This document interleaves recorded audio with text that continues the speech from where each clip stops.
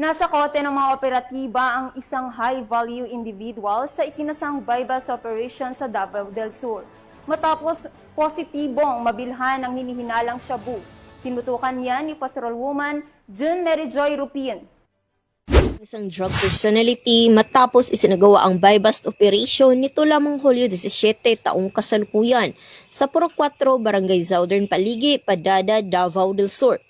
Ang operasyon ay isinagawa sa pangunguna ni Police Major William O. Katipay Jr., Chief of Police ng Padada Municipal Police Station, katuwang ang mga tauhan ng Philippine Drug Enforcement Agency.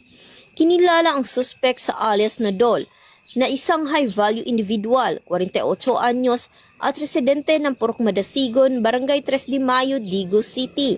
Na-recover mula sa suspect ang hinihinalang shabu na may standard drug price na humigit kumulang 6,120 pesos at iba pang mga ebidensya. Kasalukuyang nasa kustudiya ng nasabing istasyon ang suspect upang duman sa tamang disposisyon at maharap sa kasong paglabag sa Republic Act 9165 o Comprehensive Dangerous Drugs Act of 2002.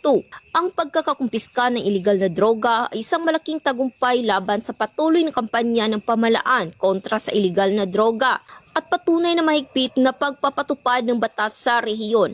Patuloy ang investigasyon ng mga otoridad upang matukoy kung may iba pang sangkot sa iligal na aktibidad ng naarestong suspect. Mula dito sa Police Regional Office 11, ako ang inyong PNN correspondent, Patrolwoman June Merijoy Rupin, alagad ng batas, tagataguyod ng Balitang Pulis.